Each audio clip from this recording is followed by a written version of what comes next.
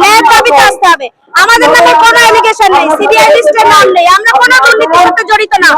আমরা চাই আমরা যেভাবে যে পোস্টে জয়েন করেছি সেই পোস্টে সব বেতনে সেই চাকরিতে থাকতে চাই। আমাদের 31 পর্যন্ত স্কুলে যেতে বলা হয়েছে, কিন্তু কেন এই আলটিমেটাম? আমার নামে তো কোনো দোষই নেই, আমাদের নামে তো কোনো দোষই নেই, তাহলে আমরা কেন 60 বছর পর্যন্ত সেই চাকরিটা কন্টিনিউ করতে পারবো না?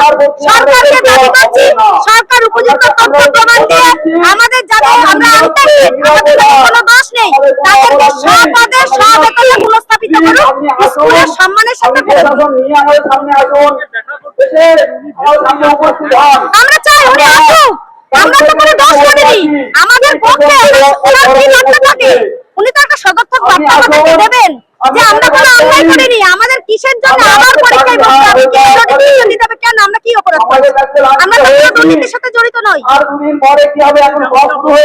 আমরা সব জানি না, সুপ্রিম কোর্টে উনি কিভাবে আমাদেরকে বাঁচিয়ে সসম্মানে স্কুলে প্রতিষ্ঠিত করবেন উনিই জানেন, কারণ ওনার দপ্তরে আমরা পরীক্ষা দিয়েছি, আমরা কোনো দুর্নীতির সাথে আপোষ করিনি, আমরা যোগ্যতা মেরিটে চাকরি পেয়েছি, তবে ওনার দায়িত্ব উনি কিভাবে আমাদেরকে স্কুলে ফেরাবেন।